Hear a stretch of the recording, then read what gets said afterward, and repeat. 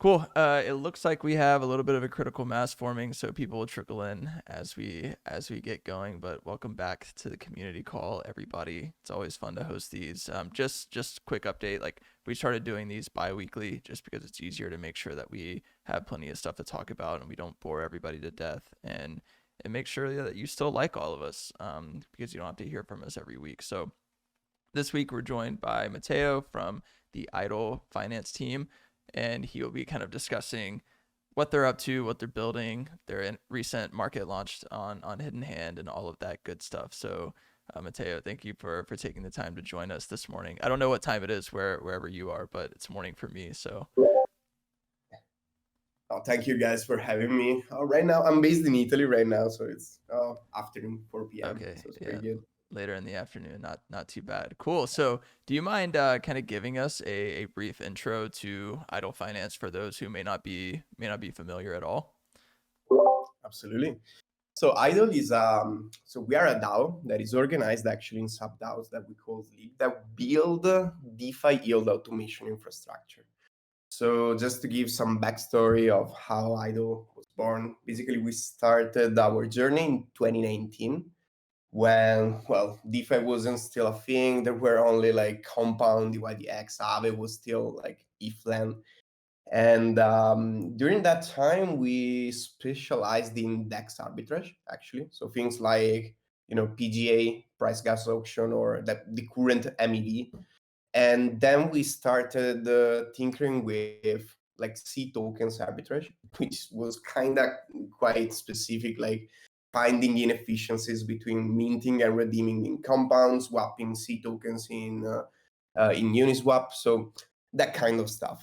From there, we got hooked into DeFi lending protocols, and we started deeply exploring them. And we actually realized that we could use DeFi lending protocols in order to make the funds that we were using for arbitrage productive while they were idle, actually. So, well, from there, we started exploring quite a lot the yield space, with a vision that can be summarized with money should never sit still. That's what we want to build with our product suite, with the infrastructure that we are building. And, DeFi is, well, programmable money, and it's a highly composable ecosystem. It allows to do something that money that used to sit still always wanted to do. And what we wanted to build is basically fundamentally rewrite the relationship between people and what we traditionally call savings. So that's all the like philosophy behind the way that we build yield products. Over time, as I said, we established a DAO. We launched the governance token. We divided the DAO into different sub DAOs. The community started like working closely with us, and I'm really excited to see how it grew over time with the community contribution. But yeah, in short, like we build these kind of yield automation products.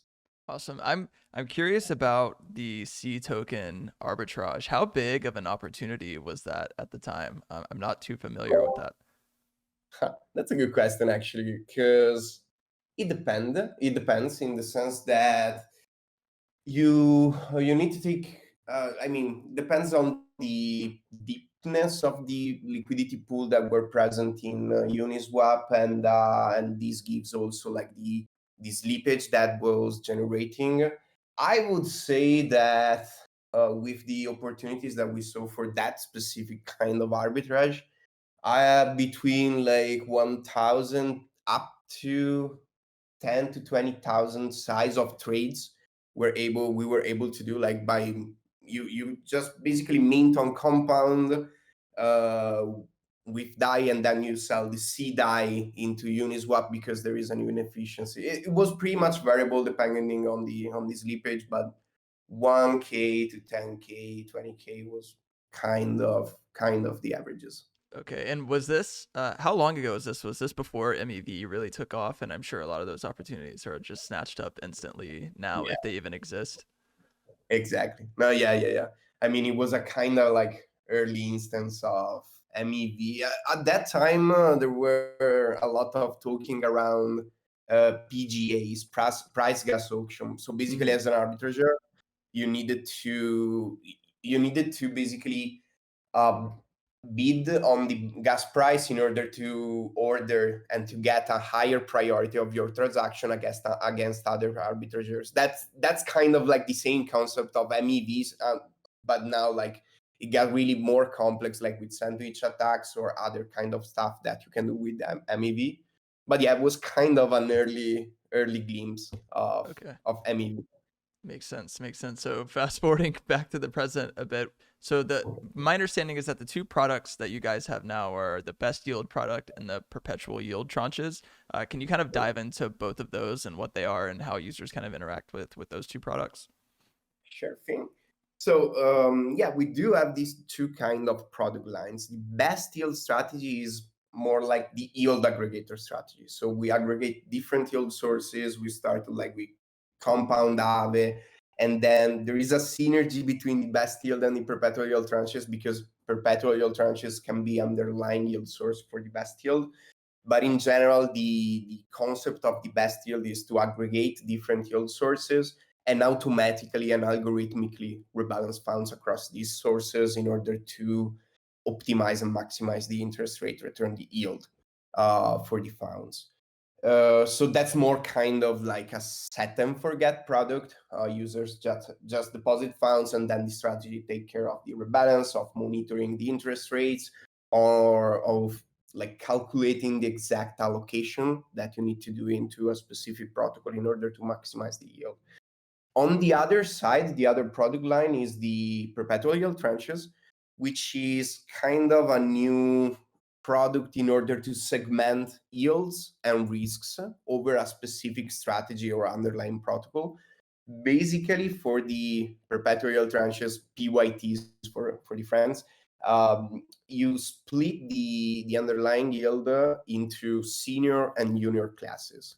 The senior class have a built-in coverage protection that is given by the junior tranches fund. But in exchange of that, in exchange of this coverage, the senior tranche renounce of part of the yield, of a percentage of the yield. On the other side, the junior tranches get a boosted yield because they get a bigger chunk of the underlying yield. But in exchange of that, they also bear the risk, the underlying risk. The underlying risk can be whatever can cause a loss of fund. So from an hack to even like a liquidation, say that you are building, you have a PYT on top of a folding strategy. So you are basically leveraging and recursively lending and borrowing, and you do have a collateral, a liquidation risk. If you are a senior holder and the underlying risk gets slashed by, say, 5 to 10%, well, as a senior or older, you have a first priority for getting back the funds that are remaining in the strategy. And so, depending on the ratio between senior and junior, you do have a coverage. This is different from a sort of like traditional insurance because with traditional insurance, you need to pay upfront for the insurance and you need to pay this kind of premium. Instead, for the senior and junior duality, you don't need to pay upfront. You're just giving out part of the yield as a senior and covered actor, and in this way, it's more flexible. You can get in and get out whenever you want. It's a liquid position. So with this kind of second line of product, we wanted to build something that allowed to manage risks for DeFi users. And whatever, if you are like a more conservative user and you don't want to, like, you still want to enjoy the exotic yields that you can find in DeFi, try a new exotic product, but you don't really want to expose your funds to a high risk, you can use the senior tranches. While if you're like a more DeFi experienced user, a degen, and you're fine and comfortable with taking that kind of risk, you can get a more upside using the junior tranches. So senior and junior tranches, the PYTs are more like a way to segment risks and yields for sophisticated users. While the best yield, as I was saying at the beginning, is more like a set and forget strategy. So it's a way to allow even like to onboard new users and to give a easy way to deposit and just forget about it, and the strategy takes care of maximizing the yield. Makes sense. And for the strategies underlying, I guess both of these products, do these come from the team directly? Is there an opportunity for like community members to come in and come up with strategies similar to kind of how Yearn manages it, or how does the strategy setup work? So the strategy setup works that it's pretty much open in the sense that the community can build, and actually the community built a couple of strategies on that are underlying the perpetual yield tranches. So yeah, we're both from the just to be like a bit more efficient and consistent in terms of shipping new strategies. We do have the Dev League, which is the sub DAOs that is building out strategies, but a community always have the possibility to propose new underlying strategies for the PYTs, and we do have also grants programs for this kind of stuff.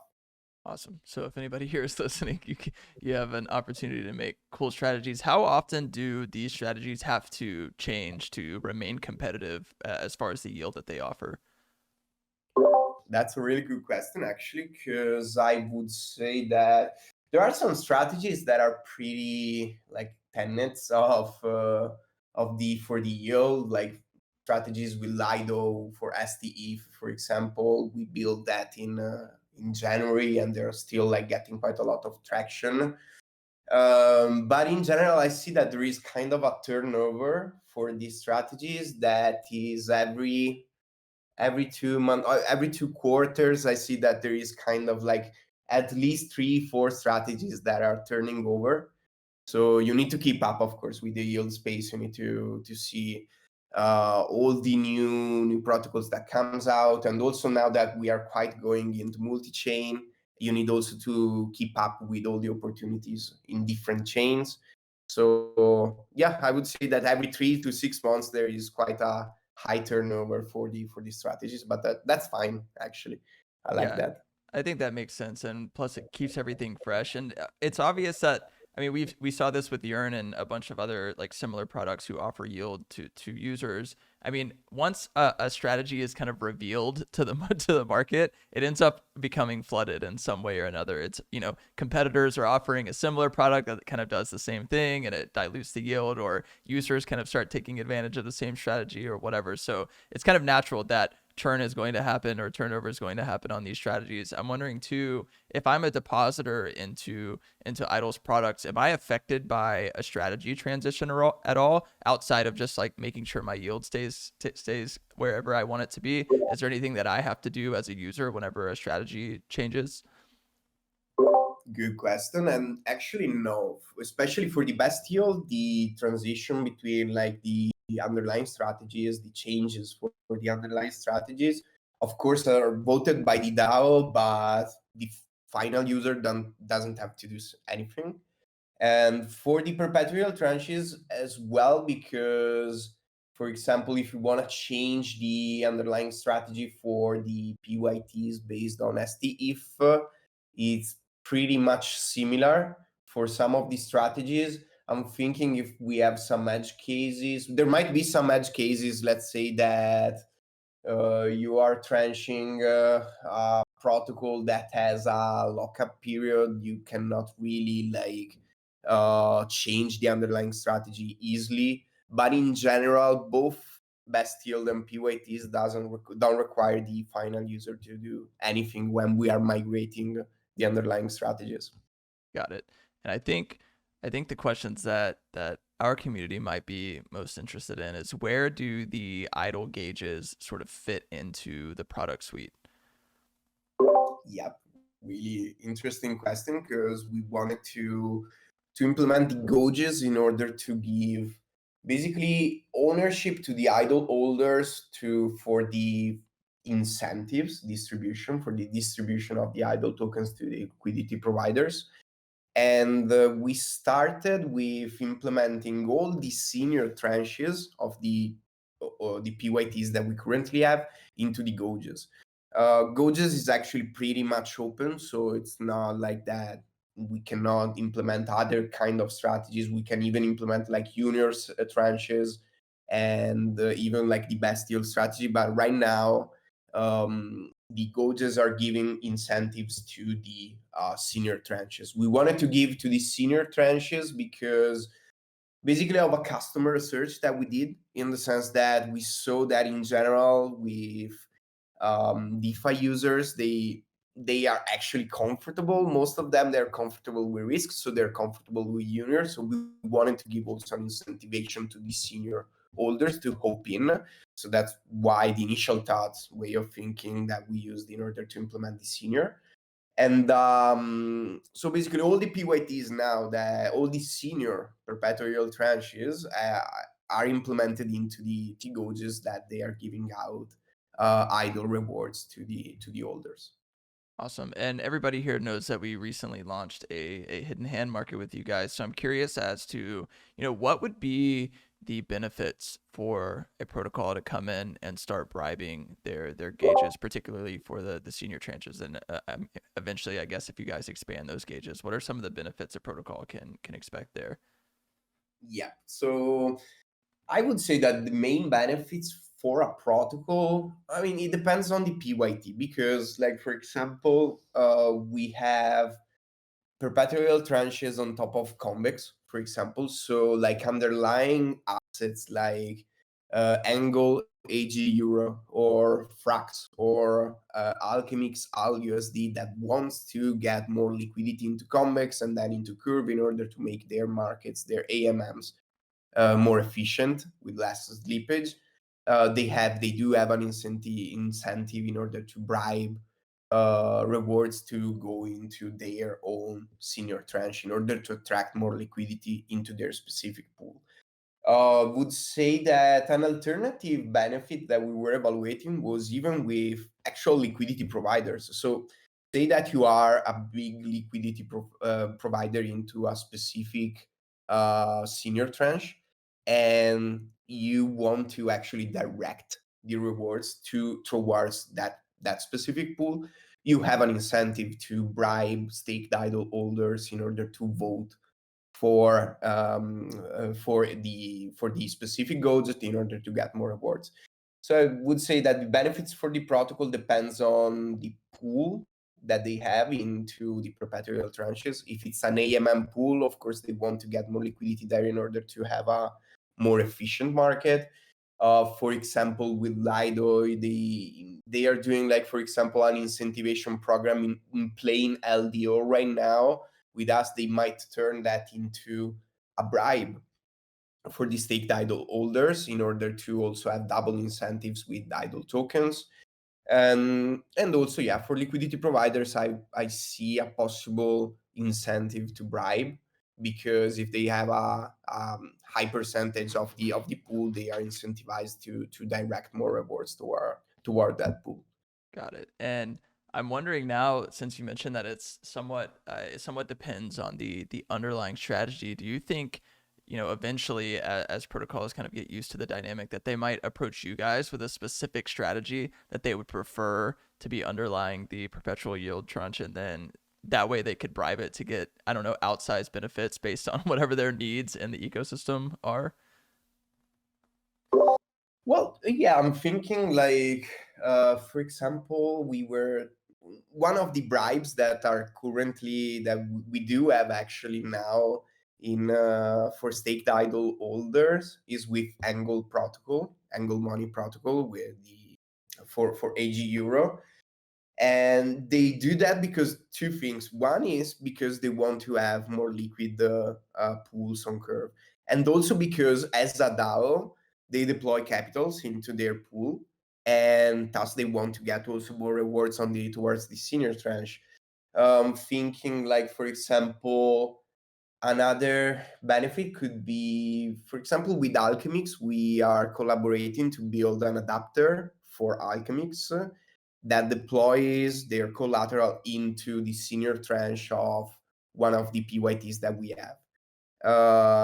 In this case, as PCV, they are incentivized to basically bribe staked idle holders to get more rewards there. In general, yeah, I mean, protocols that deploy directly into our strategies, into PYTs, protocols that use PYTs as a yield source for their collateral or other stuff.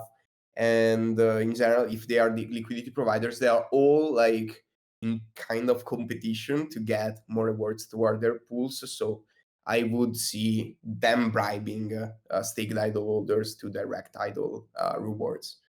Cool. I've kind of hogged all of the questions up here. Does anybody else on stage have questions before we get to the end of this segment? Yeah, sure. Basically, like looking at the history of the different, like strategy vaults, yield strategy vaults that have been created on Idle, what are the main risks, like basically taken by people creating these yield strategies? Is it mostly smart contract, peg risks, or yeah, what are the main risks that yield strategies have taken? So that's a good question because well, there is a always present risk, which is the smart contract risk that depends on the complexity of the strategy. Like strategies that are more simple, which means that they are deploying into an underlying protocol and just like automatically harvest the rewards. They're pretty much safe on the untested and battle tested on the smart contract side, while like more complex mechanism could have a inner higher smart contract risk. So that's been pretty much always present, but there is a spectrum that is given by the complexity of the strategy. Other risks that the underlying strategies can bear are, for example, liquidation risk or strategies that do folding, so recursively lend and borrow in order to leverage the yield. Thinking, well, for example, you could assess there is also a risk for liquid staking tokens like STE or RE for these kind of liquid staking tokens, where if there is a slashing, it's a slashing risk. If there is a slashing for the validators, of course, there is a loss of funds for who holds the liquid staking tokens. So, I mean, in general, there are risks. The smart contract risk is always present, but depends on the complexity. Other kind of risks are specific for the mechanism that the strategy is applying. Cool. And I also saw on your dApp that you guys have a way for users to purchase coverage without KYC using Nexus Mutual. Uh, has there been good usage of that feature, and how does it actually, like, with paying the premiums, has it been profitable for depositors to actually take coverage in their yield? That's a really good question, and actually, we are currently in the process of upgrading the dashboard. Actually, I would say that the insurance that we implemented with Nexus Mutual was more and only for the best yield strategy. PYTs doesn't need actually an insurance because of the senior and junior duality and coverage mechanism.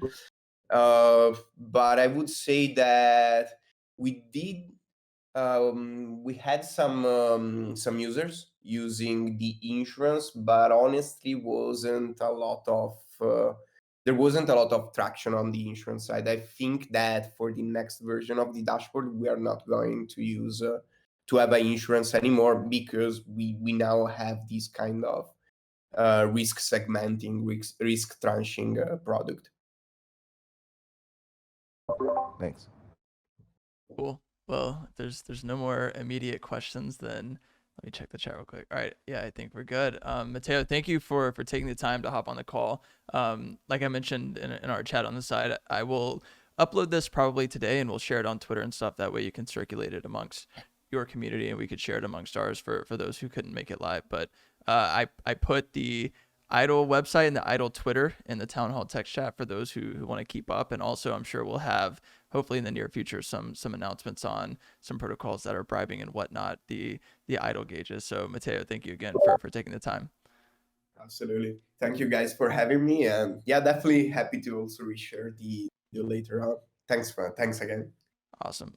So moving to redacted updates. Let's see. Let me pull up my outline really quick. I guess we can do some governance stuff. The biggest governance thing is that Pyrex GMX, the proposal passed. So GMX will be the next protocol integrated into Pyrex, as we talked about, I think, on the previous community call. I can't remember at this point, but for those of you not keeping up, go look at the sick graphic in the tweet that we spun up. It's pretty cool. Make sure that if you haven't retweeted that and stuff, make sure you retweet it and get the word out, because obviously when the launch comes, we want to draw a bunch of attention to that. People are going to ask about timeline and stuff. Maybe we'll talk about that later in KP section after he tells his joke. But the other big update is that the TAMM butterfly pool went live. For those of you who don't remember, we had that proposal to do a partnership with them where we deposit Butterfly into the Damm finance pool. I saw a question somewhere in DAO Talk. Somebody was concerned that we'd just be aping $500,000 into the pool day one. But Sammy hopped in there and gave an update on that. So I'll let you repeat it here for the recording. Right. I mean, in general, like we try to be super careful with like the treasury money, smart contract risk, all that sort of stuff, right? You guys should too. The Damm pool went live. And yeah, like the agreement was that we are gonna like, seed it, I guess, or bootstrap it with some like butterfly. But it doesn't make sense for obvious reasons to put it all in at once. So we've talked to them, and like I think it's gonna be something where it's like streamed in over the time span of like um like a year, maybe a year and a half. So that there's like slowly like more and more liquidity coming in, and we can just like track how it develops. Yeah. Yeah. So we're not doing anything Like crazy. you can go deposit now. I actually put some butterfly in it too. Like my personal. Um, just to test it out. You guys can also it should be, good fun. Yeah. Cool. So yeah, we're not aping treasury funds in there. Nobody has to worry about that. And we also have a close relationship with the Damm finance team, so it's not like there's anything like misunderstood here. We both have an understanding of what's going on, so all good there. For those users who want to try it out, feel free. I believe, I can't remember how many weeks ago we had them on the community call, but we do have a community call recording that's up where we had the team on. They answered a lot of questions. They were completely transparent. I found that call to actually be super helpful. So for anybody who's curious about learning more about what they're up to, one, you could check out their resources, but two, you can check out the community call that we did with them. So RL Butterfly updates, the biggest one is that we had another distribution this past Tuesday, and the good news is that the sort of ETH APR stayed stable. So I think it was about 6.8% was the ETH APR. So revenue has been consistent, which is always a good thing. I don't know, Funky, do you have anything that you want to add to that from the policy perspective? Nothing to really add. Solid week again, despite the market. There was a question before the community call started about whether there are, or kind of, whether we're working on automating the process to sell the tokens for ETH. And I guess the short answer to that is no. The issue with selling all these tokens is that there are some risks involved when you get random tokens in the wallet. So at this moment, it's a very manual process to sell a large number of tokens and do it in a way which doesn't compromise the multi-sig. And Cool. big props to Never for doing the bulk of that work. Yeah, we're just trying to stay safe out here in these streets. Hopefully that answers whoever asked that questions. Biggie, I mean not Biggie, Funky. Somebody said that your mic is really low, so I think you have to move it closer to your. I think I have you turned up on my end, so I can't notice it. But try talking again. How's this? People, is that better or worse? Wait, say something? Hello? Yeah, it's still. Yeah, one sec. Technical difficult. Did everybody hear what he said at least, or do we need to repeat it? I'm not sure. How's this? Is this better?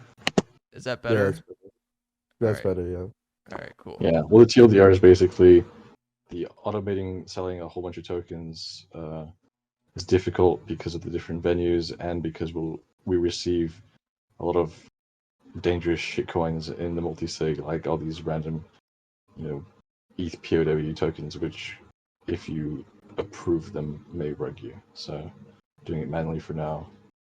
But I'm sure at some point we'll automate it.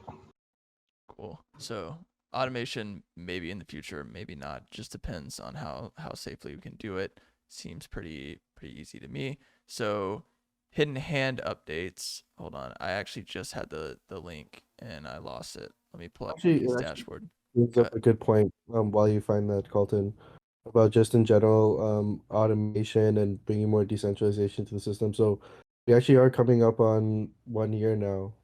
We're closer to 1 year than we are to just being launched or something, right? Um, and we've had a lot of discussions, like internally at least, and with some other people. Actually, and like a lot of projects asked us too about like hidden hand and stuff. Like right now, I'd say there's a lot of dependencies on the multi-sig, and I'd say like when the project like first launched, just to keep like safe rails on everything, like it was important to do that. But like now, we're like beyond confident in like the code that we're pushing out and stuff, and I don't think that it's still so necessary to have these like grips over the entire protocol with the multi-sig. So we're exploring some pretty cool stuff with Orca. Let me drop the link here.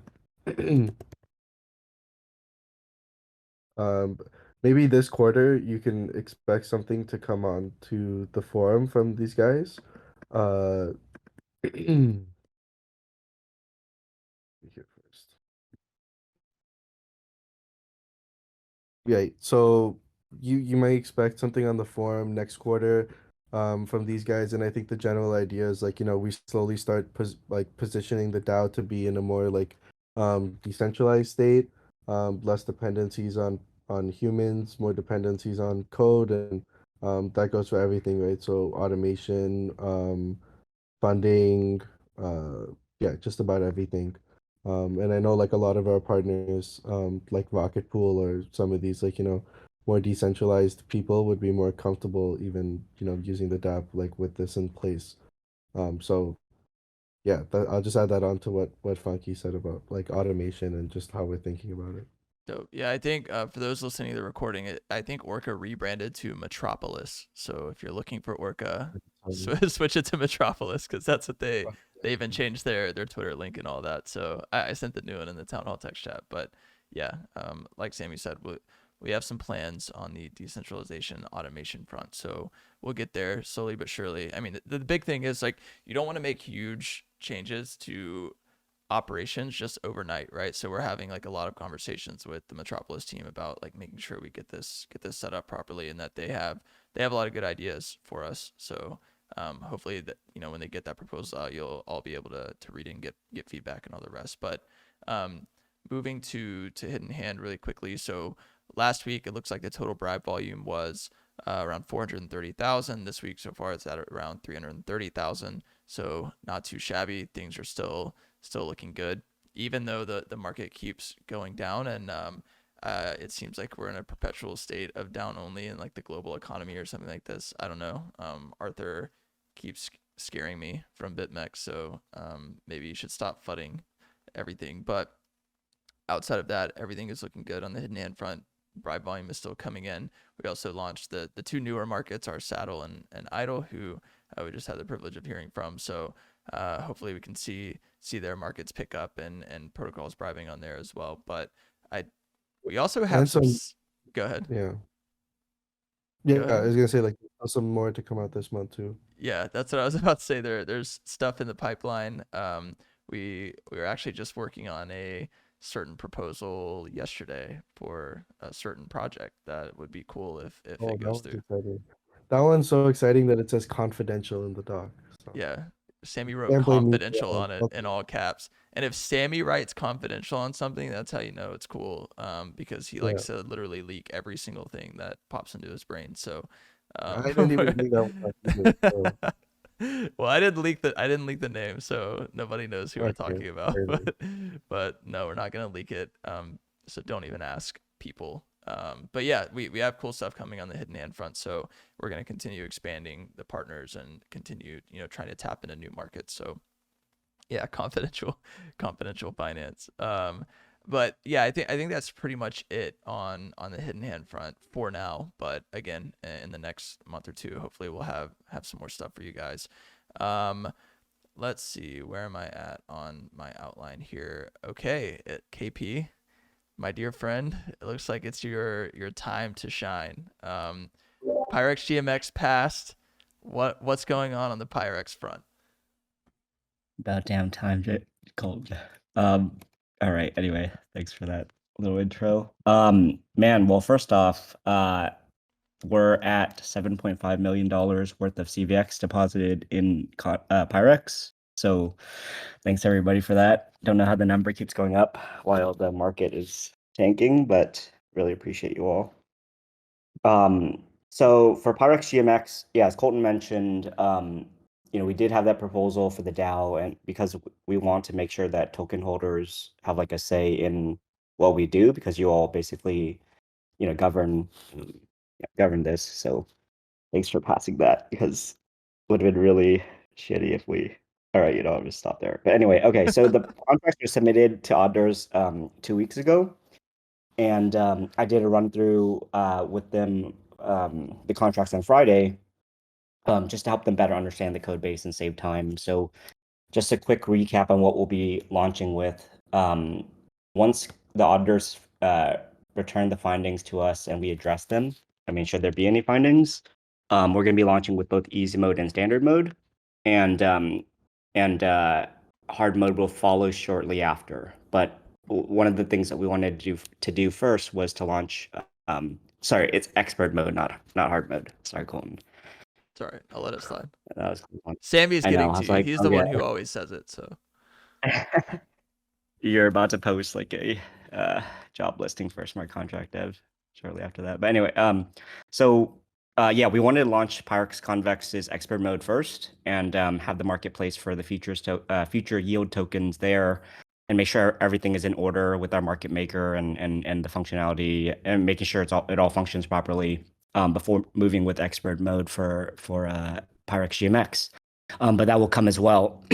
As you know, we had to deal with some compliance things there, but I do believe, since our last conversation with legal, that's all sorted out. So expect that soon. So soon you'll be able to mint future yield, tokens representing your future yield against your Pyrex or against your convex holdings, and sell that on a marketplace. So that's pretty cool. But yeah, so today I followed up on the progress of the audit, so hopefully we'll have that for you soon too. But yeah, Pyrex GMX is definitely coming soon. Yeah, I think one of the things that you've heard me say that I'm most excited about, or we're most excited about, is the just the reusability of our code, and the ability, and just like how we've been going about thinking about that, thinking about using it, and have, as for fun, implemented a few minor like easy modes for different protocols, and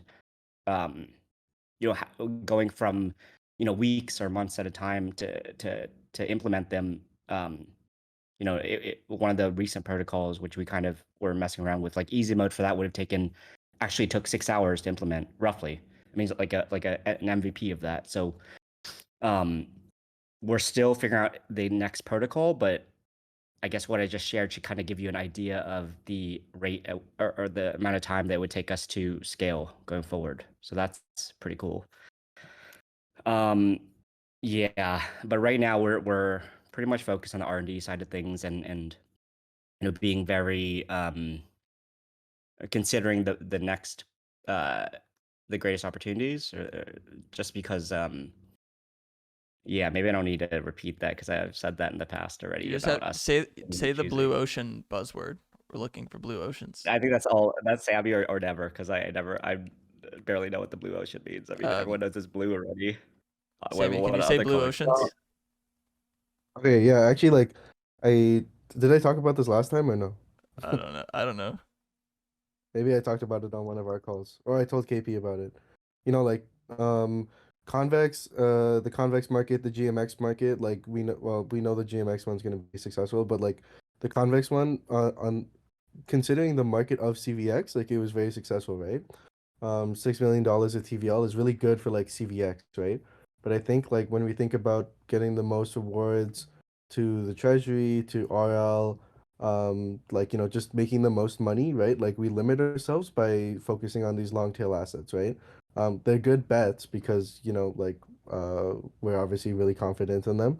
But I think like in terms of like uh getting those numbers up, right? It's better to focus on some like stuff like blue chips, right? So when I just say like blue ocean, I mean like stuff like GMX and CVX, like the stuff we're doing there is a blue ocean. But I think when I looked at like the code that like KP sent, for example, like like or the changes from like the CVX contract, the code is like it's so good that like we can go up against some of these big dogs, truth be told, even without any incentives. So I think like the next few releases after the GMX one are going to be a bit more focused on specific strategies around like like some of these like blue chip tokens, because I think like we definitely have like the resources and stuff to like uh do stuff like that. So that's what I'll say. Yeah, there we go. Dope. Thanks, Sammy. Anything you want to add to that, KP? Actually, KP, I mean, you do have to tell a joke.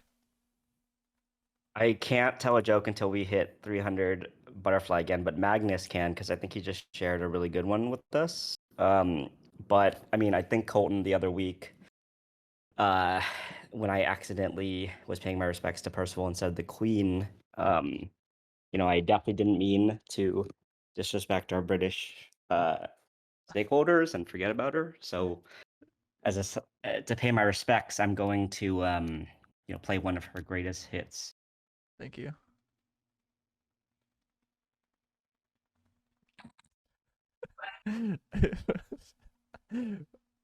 Was that the joke? Was that the joke? I'm confused. I don't know what to do. I'm panicking. Yeah, get your crickets out, everybody. This is trash. Yeah, terrible. What was that? If he's playing KP, if you're playing something, I literally can't hear it. Yeah, no one can hear. Oh, he played Bohemian Rhapsody. All right. Anyways, I don't know what just happened, so we're gonna. Crowd. Yeah. But yeah, just want to quick. All right, for the Pyrex V2 stuff, we're pretty excited about that too, because it could be one of the first Pyrex protocols that is proprietary. So we wouldn't be building, derivatives of another protocol's tokens. We'd actually be having our own protocol that would manage the assets and still provide similar features that you're seeing in Pyrex Convex. So that's something to consider too. Just to quickly make up for that little. God, really tough fucking crowd here. Anyway. Bullish. Okay, cool. Cool. So thanks for that. Thanks for Can that. we talk about hard mode? There was questions about hard mode, What mode? expert mode. Yeah, we could talk about expert mode. I don't know what hard mode is. But I think we did, right? KP, did you touch on expert mode? Yeah, we did. Okay, What was the okay. what was the Yeah. question though? What was the question? Just like when it's coming out, right? Oh, yeah, I think we did. It's basically soon TM. We wrapped up most of what needs to be wrapped up to do that. Yeah, waiting on some final stuff from the market maker side, I believe. So almost there, peeps. Cool. I got completely lost on what I was going to talk about. Oh yeah, the merch stuff. So somebody was asking about the merch, and I will let Figgy touch on that since he's closest to it. But Figgy also shared some screenshots of some of the merch that's a work in progress at the moment. So coming soon. I think we're trying to get it all set up, but Figgy, I don't know if you have any more details you want to add. Yeah, I was just gonna say, if others in the community want to like send some ideas, you guys can do so. Feel free to send ideas. We're gonna be working on a couple of brands of like on like Pyrex, on Hand, on like V2, redacted stuff. So just a lot of different like categories for what we're working on when it comes to merch. I don't know. Maybe Fear of God, maybe you guys can do that. But yeah, as well as like community side of things, we're going to be working on the newsletter as well, so maybe we can cover some merch stuff in within that. We can cover some of the NFT stuff going on as well. Be sure to join the BBC poker night tonight. Sammy's going to be on that. It's at 9 p.m. EST, so be sure to do that as well. And yeah, more updates on merch soon. So Joker Frog asked about BBC project updates. So one, to get like the more granular answers, it's always going to be best to ask Pink, and they have their own Discord where they're kind of doing stuff there. We have the sort of broader strokes, and maybe Figgy and Magnus are also they're the ones like keeping in touch the most, I believe. But yeah, as far as I know, things are coming along pretty well. Somebody asked if we could eventually have Pink on the community call to touch on it. I think sure, why not? Especially as we get closer to the launch of it, we're gonna help however we can to make sure that it gets the exposure it needs and the help it needs. I think the timeline, I don't know what month it is. It's October. I think the timeline is like 2 months or something like that. Sammy, I don't know Yeah, if you have. I can give the update. Yeah, so Joker, like the the KPIs like ended up because originally when the vote went up, the KPIs were going to be more focused around like the development of the art and stuff. But like the art is like basically done from what we understand, right? And like now the KPIs that Magnus and Figgy are designing with Pink are more focused around the front end development. So let me send an example here of the GMX Blueberry Club. It's not like yeah, like it's not like we're launching some just like shit thing which you just like buy on OpenSea or whatever. But like what we're trying to design now is like KPIs around like the front end development and making sure that's all ready. And then on the smart contract side, it's not too hard. It's just an NFT, right? So basically everything is now around like front end development, and like they want it to be ready for like the first major unlock in December. Cool. Does that answer everybody's questions on BBC? And if there's any other questions that people have, general questions, we have some time here at the end of the hour to answer whatever. So, but I mean, I think we did cover pretty much everything there. And again, on the BBC NFT stuff, if you want to really keep up and ask like the more granular questions, they have their own Discord, and Pink is usually always around to help answer. So he's going to be the best person to ask. And then eventually we'll have him on the community call as we get closer to launch. I think right now it's still a bit early, but yeah, December is the tentative timeline. At least that's my understanding. So damn, there's 500 people in there already. It's crazy. Speak a bit on bonds. Sure. Never, is there anything we can talk about regarding bonds? Yeah, over the past, like basically Bond Protocol launched basically Monday, Tuesday. We were working very closely with them, getting our contract reviewed by them, and we really wanted to get like a full understanding of how the system worked, and spent the time studying it, and kind of creating our own models. Funky created a model of basically how the parameters would work, and since it's kind of a big deviation away from the V1 Olympus bonds that we were using. In a sense, these ones are tokenized. There's fixed expiries. There's like date expiries, so some of them can be even more fungible. So you can have like a bond that ends on a date, and all of them are the same. So you can trade between that, or just have the same ones as we had in or similar ones that we had in V1, where it's like fixed expiry, 5 days, 7 days. So we're kind of finalizing our offering and exactly which asset we're going to be bonding and at which capacity. But next week we will start the front end development, since the contract development is done, to start porting over our user interface. And yeah, we'll be launching most probably with starting with wrapped ether bonds at like a lower capacity to we don't want to start having pushing more sell pressure onto our token too much at the beginning, and kind of see what the market demand is for bonds in this market, and especially with our new inflation with our new token V2 model where inflation is way less and most supply is locked. So it's a brand new environment to offer up bonds compared to an Olympus fork. Oh, yeah, and Olaf said he hears corporate corporate noises. I think those are Slack notifications. Narok asks, any strategic assets besides ETH? I think what we'll probably do, Narok, however I say it, I think what we'll probably do whenever bonds are getting ready to launch, we might just do a whole community call, like dedicated to bond strategy and questions about bonds and strategic assets and all the rest, because I think some of it's still in the air and Funky's still working on frameworks and all the rest. So once we get closer to the launch of bonds, then we could do a full community call on that. Yeah.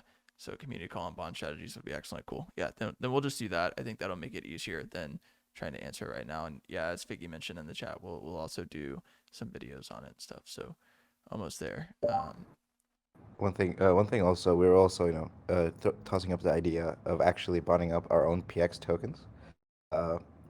Another way, it's basically a way for us to keep acquire, since usually PX tokens are like tokens that we're very confident in and are putting a lot of resources towards. So we have a generally bullish outlook on them.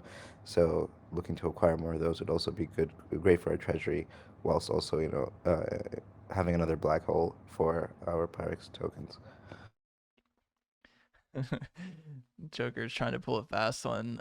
When will the new confidential proposal being worked on be posted for review? I don't know. It's confidential. Can't tell you. Oh, wait a second. What will the title be? Can't tell you. It's confidential. It'll be posted soonish, I think. Redacted redacted hidden hand market proposal. Yeah. You get it? Well, what's really funny too is like everybody wants the alpha, but by the time we talk, all right, let me just put it this way. So by the time we talk about stuff on this community call, it means it's actually soon. So I wouldn't talk about it on the call if it weren't coming very soon. So all you have to do is wait a little bit longer and you'll know what it is. But right now it's confidential. Few hours, no, a little bit longer than that. Yeah, for an undefined timeline. Yeah. Cool. All right. So we're nearing the end of the hour here, so we might wrap it up here. If anybody has any last second questions, then feel free to ask. But if not, we will close this thing out. I think we covered everything though. So be on the lookout over the next couple of weeks and months. We have a lot of stuff in the pipeline, and we will make sure that you're all up to date on what's going on. No community call next week. Remember, we switched to a bi-weekly schedule. Thanks again to Mateo. He stuck it out for the whole thing on stage, which is dope. Thanks for listening. If you actually did listen, or he might have muted us and tuned us out. But either way, thanks everybody for coming to hang out. Yeah, I'll have the recording up soon. Peace. Maybe we'll do next week for the bond strategy specifically. Oh yeah, maybe so. Yeah. That might make sense. So maybe next week for bonds. All right, cool. Usually we make our guests tell one joke before they leave. No, so it's usually don't let him bait you into this nonsense.